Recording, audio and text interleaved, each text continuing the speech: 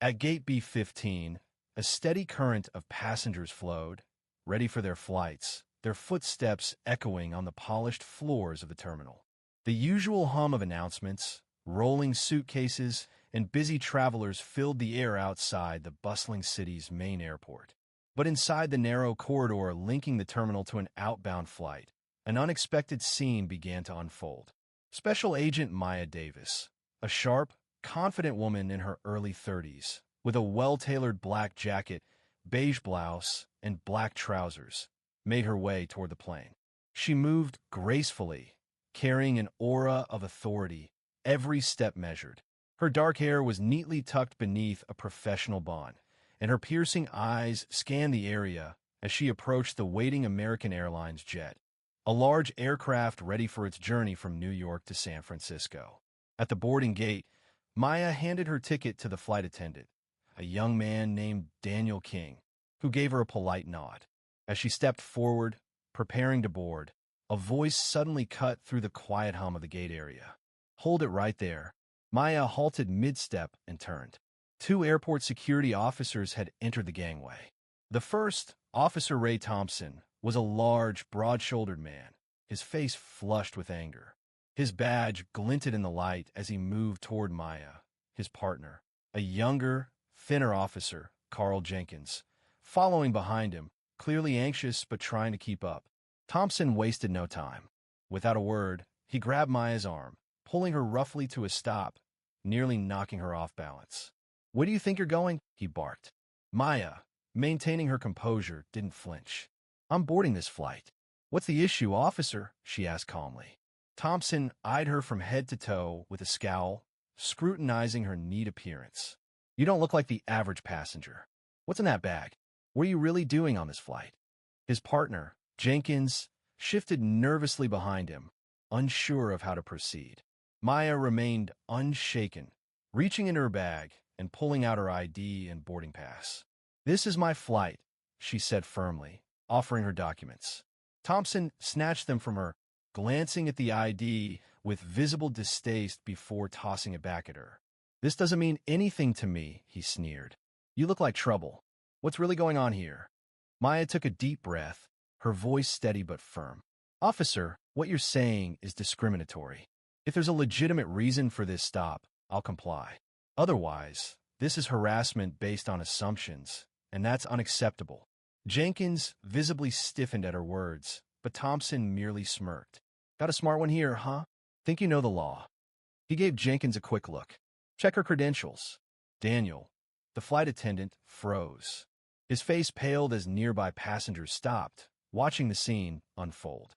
The tension in the air was palpable, but no one stepped forward to intervene. Maya, unbothered, stood still as Jenkins hesitated before reaching for his cuffs.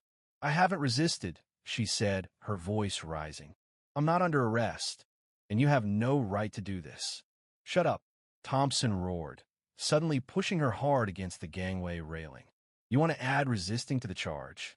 Jenkins, his hands shaking, finally placed the cuffs on her wrists. The cold metal bit into her skin, and the sound echoed down the corridor. Passengers gasped, and Daniel stared in horror, but Maya didn't react. As an experienced agent, she was trained to remain calm under pressure. Her mind raced, quickly processing every detail. Thompson's aggressiveness, Jenkins's hesitation, the locations of the security cameras, and the expressions of the onlookers. They dragged her down the hallway, but Maya remained calm, focusing on gathering information. As they reached the main terminal, she raised her voice, ensuring others could hear. "What am I being charged with?" she demanded. Thompson scoffed. "You'll find out soon enough." Once they neared the terminal entrance, Maya knew she had to act fast. If they got her to a private room, things could escalate further. She stopped walking, turning to face them. "I need to make a phone call," she said firmly. Thompson sneered. "No calls." Maya held his gaze, her expression unwavering. "Legally, I have the right to notify my superiors. This is urgent. Don't waste my time." Thompson laughed dismissively. "Your superior can't save you." But as Jenkins reached out to push her, Maya reacted. No violence, just a smooth, controlled pivot to avoid the shove. She created space between them, redirecting the motion effortlessly. Then, in a voice loud and commanding, she said, "I am Special Agent Maya Davis, FBI, badge number 9837. You are illegally detaining a federal agent on duty." The corridor fell silent. Thompson's face drained of color. Jenkins stammered, "You're lying." "That's not true." Maya, still cuffed, leaned forward slightly, her blazer parting just enough for her to pull out her hidden FBI badge. The gleam of the metal caught the light, shining brightly in the terminal. Passengers watched in shock. Daniel's mouth hung open, and the gate agent, Sarah, dropped her radio in disbelief. Thompson and Jenkins stood frozen, unable to respond. "I want both of you to stay exactly where you are," Maya commanded, her voice cold and unyielding. "You will not touch me again." Thompson, fumbling with his keys, dropped them twice before unlocking the cuffs, his hands trembling. I didn't know. "I'm sorry," he mumbled. Maya's tone was unforgiving. "You knew, and now you'll learn what consequences look like." Turning to Sarah, Maya said, "Call the on-duty supervisor immediately. This is a federal matter now." Sarah nodded quickly and ran off to make the call. Maya then made her own. "Evans, this is Davis at Gate B15. I need backup now. I've been unlawfully detained by 2 officers. I have names, badge numbers, and video footage. The situation is contained but urgent." Back at FBI headquarters, Special Agent Evans answered almost immediately. "We're on our way." 15 minutes later, Sergeant Alan Hayes, Evans's superior, arrived with 3 other agents. His eyes widened when he saw the 2 officers standing like statues, facing a composed FBI agent. The crowd of onlookers remained frozen. "What is going on here?" Hayes demanded. Before Thompson or Jenkins could respond, Maya stepped forward. "I'm Special Agent Maya Davis, FBI. These officers racially profiled me, assaulted me, and unlawfully detained me during boarding. I have security footage, witness statements, and a recorded phone call."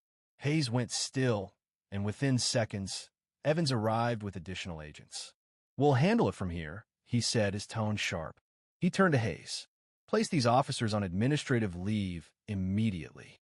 Confiscate their weapons, badges, and communication devices." Hayes nodded and motioned for Thompson and Jenkins to hand over their equipment. The 2 officers, once so confident, now stood powerless, stripped of their authority. Evans turned to the security team. "Seal the gate. Protect all footage. Interview witnesses." Over the next few hours, Maya, Daniel, Sarah, and several passengers provided their statements. The footage clearly showed Thompson's aggression, Jenkins's hesitation, and the unlawful arrest. While the FBI didn't pursue federal charges, the Atlanta Police Department's Internal Affairs Division, led by Captain Lynn Harper, launched a full investigation. 2 weeks later, Thompson and Jenkins were fired. Their law enforcement careers ended. The department issued a statement reaffirming its commitment to ethical conduct, but the damage was done. The next day, Maya boarded her flight to San Francisco, case report in hand and head held high. The incident at Gate B15 had done more than disrupt her day. It had forced the system to confront its flaws. For Maya Davis, it was another pivotal moment in her relentless pursuit of justice.